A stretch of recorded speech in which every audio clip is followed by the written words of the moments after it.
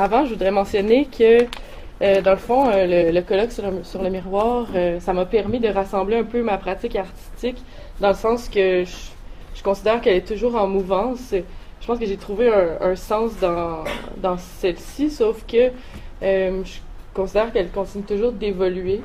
Et puis, le miroir, ça a comme été l'occasion de faire un tête-à-tête avec moi-même, avec les œuvres que j'avais créées, puis peut-être me pencher sur mon propre reflet, puis analyser ce qui s'est produit dans les dernières années, dans la présence de mes œuvres, sans que j'en sois nécessairement toujours consciente. Donc, c'est ça. Je vais commencer à lire mon petit texte. Je vais vous parler de ma pratique artistique sur une période d'environ 5 ans. Mon travail étant multidisciplinaire, comme on l'a dit précédemment, j'utilise la photographie, le texte, l'électronique, la vidéo, alliant de plusieurs médiums pour créer des installations. Je vais essayer de parler de 3 points principaux. Premièrement, les questions identitaires et autobiographiques qui m'habitaient au début de ma pratique artistique. Puis ensuite, comment mon travail s'est orienté vers l'idée conceptuelle du reflet par les ombres et la lumière. Puis ensuite, je parlerai de la cassure qu'il y a eu par rapport suite à une série d'événements traumatiques et de la façon dont j'ai pris ces événements pour leur donner un sens poétique, puis ensuite les transformer en œuvres d'art autobiographiques. Bon nombre d'artistes utilisent le miroir pour sa matérialité, pour la réflexion qu'il renvoie au spectateur ou au regardeur. Pensons notamment à l'omniprésence du miroir dans la plus récente exposition de David Ajmed au Musée d'art contemporain. En tant qu'artiste, c'est facile de se laisser séduire par cet objet, ça peut même tomber dans le cliché, car il est hypnotique, il nous méduse. Il nous offre un point de vue sur nous-mêmes qui nous est jamais permis de voir sans nous donner totalement la réalité.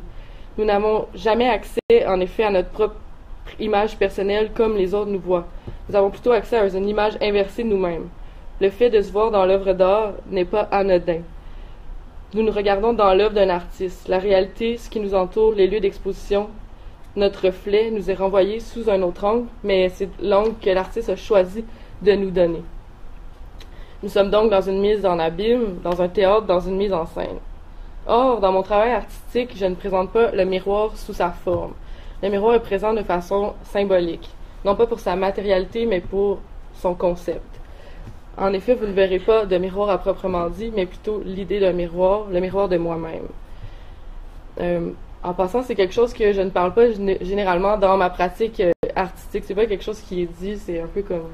Je vous relève, aujourd'hui, c'est quand même une présentation que je considère intimiste, dans le sens que je vais vous révéler des choses qui ne sont pas dites habituellement sur ma pratique artistique. Donc, voilà. Ensuite, oui, je parlerai... C'est ça. Bon, je vais revenir à mon texte. Je vous parlerai de l'évolution de mon présent travail artistique et de comment il y a eu ce que j'appelle la cassure. La cassure de quoi? Du miroir peut-être, le bris, la discontinuité apparente. La cassure dont je parle est au fond une faille.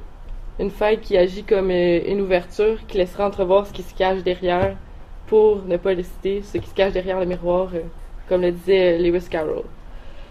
Nous pouvons commencer par regarder les œuvres suivantes. Il s'agit de photographie. La photo, on l'a dit un petit peu précédemment dans la conférence précédente, c'est ce qu'on choisit de montrer, c'est ce qui cadre, c'est ce qui miroite de façon satisfaisante. La photographie, ça déforme la réalité. En fait, c'est trompeur, ça nous trompe. Bien ici, en fait, c'est des manipulations photographiques. Donc, ça, c'est mon travail qui date d'à peu près 5 ans. Donc, ces images-là, ils sont un peu comme... on est un peu enquêteur devant ces images-là. On essaie de tenter de lire entre les lignes, d'essayer de comprendre qu'est-ce qui se passe là. Pour moi, c'était des questionnements identitaires, territoriaux et même peut-être féministes par rapport à cette image-là en particulier. Puis, si je reviens ici à cette image-là derrière le bottin téléphonique, en fait, c'est un bottin téléphonique, puis Le personnage est collé sur une page. C'est la page qui commence par art, mélangeant artisan, artifice, artiste, ascension, aspirateur, finalement as. La personne que l'on voit dans ces images, c'est en fait moi.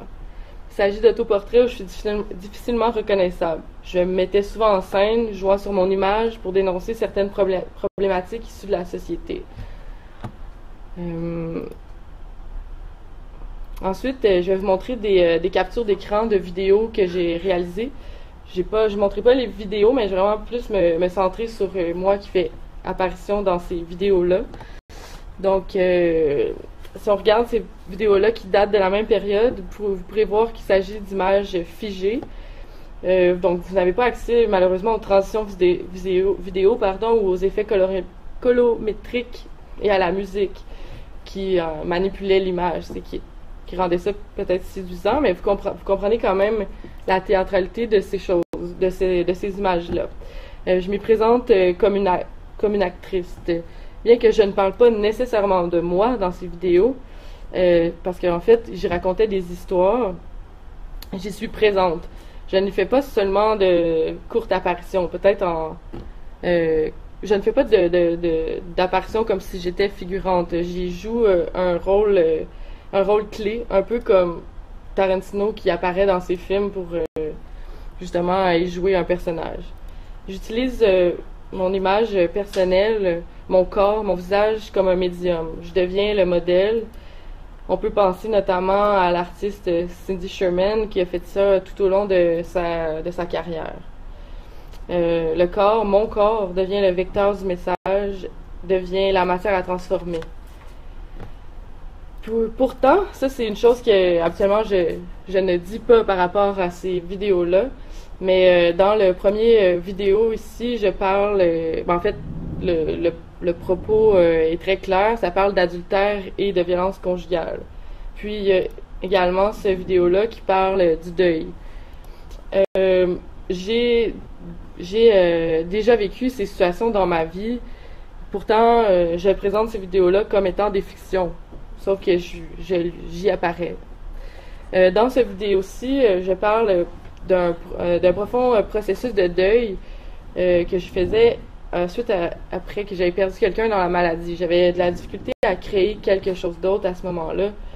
J'avais vraiment envie de parler, en fait, d'essayer de mettre en image comment je me sentais. C'est vrai qu'il faut lire un peu entre les lignes, mais on comprend qu'on est entre la fiction et le mythe personnel. Par exemple, sur la vidéo sur le deuil, celle-ci, les images qu'on voit, je me rends en fait sur des lieux qui me rappellent la personne décédée. Je me filme en train de prendre mon bain. C'est une action simple qui, à ce moment, semble dans mon état difficile émotionnellement. En fait, le simple fait, de prendre mon bain me semble difficile dans ma situation. Finalement, dans cette vidéo, je m'y montre vulnérable, nue, transparente. Le fait que j'apparais dans ces semi-fictions entre poésie et catharsis n'est, je ne pense pas, banal. Peut-être qu'il s'agissait au début d'une action déguisée pour justifier mon économie de moyens, mais dans l'ensemble, on y retrouve une grande trace de moi, de ma vie personnelle, de mon histoire. Il y a aussi quelqu'un d'autre qui faisait apparition dans mes vidéos à cette époque, qui n'est pas si lointaine. C'est cette personne. Ici, en passant, c'est un miroir que l'on peut voir. C'est à peu près un des... Genre, en tout cas, j'ai regardé les vidéos que j'avais faites, puis j'ai trouvé ce miroir. Alors, je l'ai mis parce que je trouvais ça amusant, mais c'est comme le seul plan où on en voit réellement un. Donc, c'est ça. Mon complice artistique du moment, avec qui je... En fait, oups. Ok, bon, c'est ça. J'arrive à ces images-là. À un moment donné, dans ma pratique artistique, les choses se mettent à changer. Je délaisse le vidéo et la photographie pour me concentrer plus à l'électronique parce que j'ai un complice artistique. On partage le même toit. On a un petit atelier où on crée chacun de nos côtés nos œuvres. Lui travaillant l'électronique, moi la sculpture, la photo, la vidéo. Son travail influence le mien. Je commence à créer des machines qui bougent, qui scintillent, qui brillent. Je voulais animer les objets. Je conservais donc la théâtralité qui me venait peut-être de la photographie et du vidéo, de cette cinétique de l'image qui bouge, ou de l'animation. Mon travail est donc devenu installatif. Je me suis intéressée aux ombres et à la lumière. Quand on y pense, l'ombre et la lumière, c'est ce qu'est le reflet au miroir. En effet, l'ombrage et le reflet de la lumière, ils montrent la réalité projetée. Bon, pensons notamment au théâtre d'ombres chinoises. C'est une réalité d'objets et d'acteurs derrière une toile qui, devant nos yeux, devient un théâtre d'illusions. Mes œuvres sont faites de matériaux mixtes, alliant l'électronique, la présence de lumière ou l'absence de lumière. Ces œuvres se découvrent dans l'obscurité. Donc, on comprend que mon travail est devenu quand même assez conceptuel.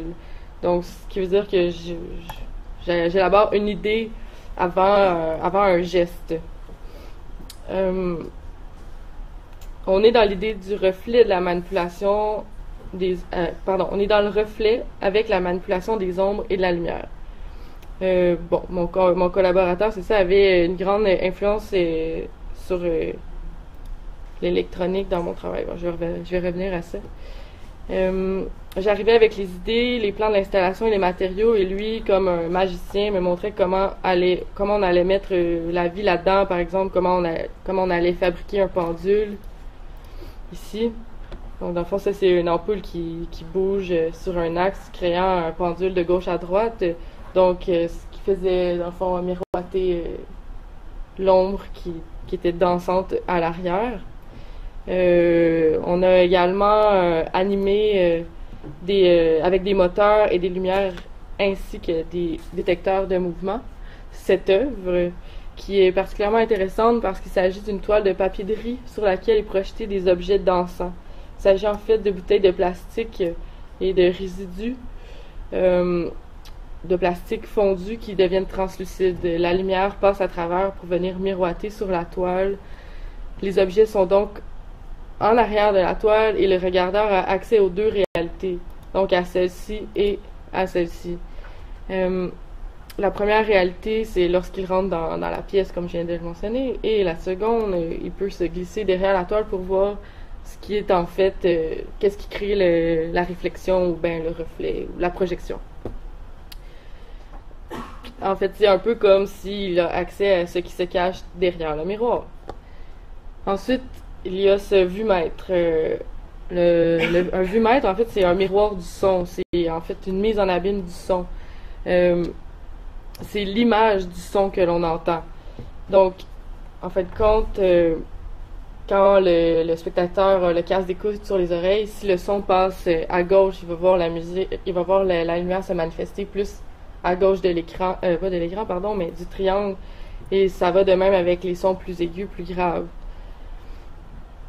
J'ai mis cette œuvre-là pour, dans le fond, ça c'est l'œuvre anthropomorphique de Daniel Rosin, Pumpa Mirror, qui parle justement, en fait, qui agit un petit peu d'une manière similaire. Donc, le spectateur est devant, et puis l'œuvre est électronique et fonctionne avec des détecteurs de mouvement. Il va recréer les mouvements du spectateur. Bon, dans ce cas-ci, c'était le son qui, lui, vient, dans le fond, moduler l'image qui est vue.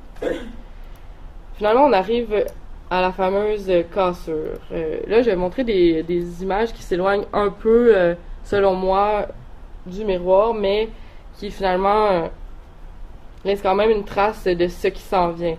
C'est des œuvres où je commence à m'intéresser à la pourriture, à la mort.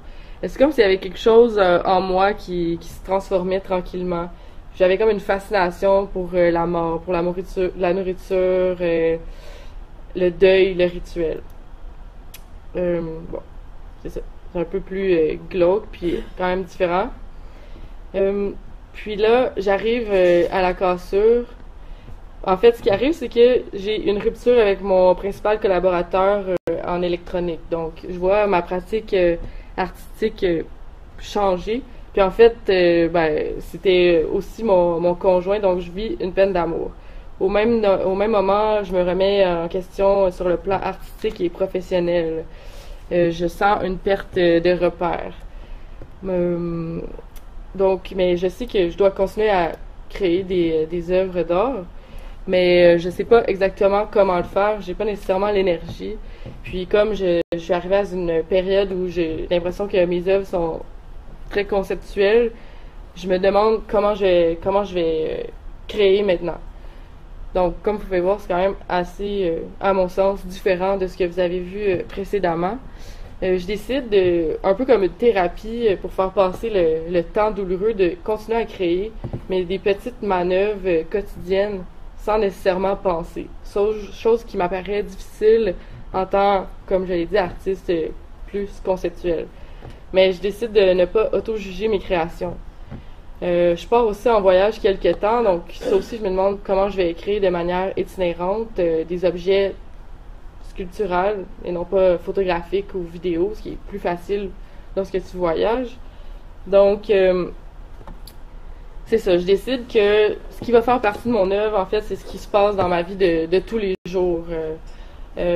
Puis là, c'est comme la première fois que j'accepte que ce que je vais faire est autobiographique. Puis je le sais que ça va être autobiographique. Tandis que les autres fois, comme ma pratique d'il y a peut-être 5 ans, oui, je suis dans mes œuvres, oui, je parle de choses qui me sont arrivées, mais c'est jamais dit explicitement à part à vous aujourd'hui. Donc, voilà.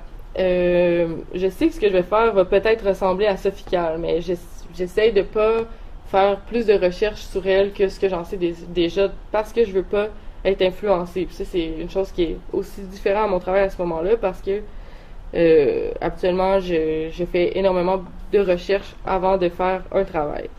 Mais je décide que ce travail-là va être vraiment une catharsis, un exutoire. Évidemment, on peut penser à une certaine forme de narcissisme, parce que je me mets en scène, je m'étudie, je tente de me comprendre, c'est le fameux « je me moi ».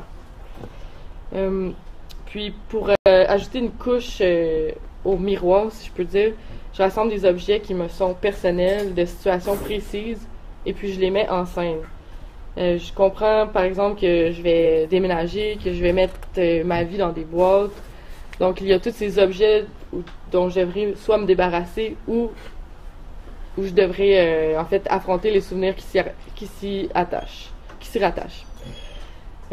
Par exemple, à titre d'exemple, dans une des œuvres, il y a par exemple la bague de fiançailles que mon complice m'avait offert. J'explique aux regardeurs ce qui se passe. Je vais montrer d'autres images. Sans nécessairement tout dire, mais surtout en l'expliquant grâce à ces cartons roses que vous voyez. Ce que j'aimais de ces cartons-là, qui sont en fait des cartons de présentation, c'est qu'ils me rappellent, en fait, leur couleur rose me rappelle un peu le journal intime, peut-être, d'une fillette. En même temps, c'est un peu à mi-chemin entre la présentation, comme justement si je faisais une présentation. Il y a aussi les petites étiquettes blanches, où est-ce que je vais revenir un petit peu plus tard. Donc, c'est ça, j'écris ce qui se passe au niveau de ma vie sans passer par 36 chemins et d'une façon peu poétique. Dans le fond, c'est ça. Je vais peut-être lire des extraits tout à l'heure. Puis j'appose une étiquette sur certains objets. En fait, je fais une filature de moi-même. Certains objets, sont fabriqués, d'autres sont des objets trouvés.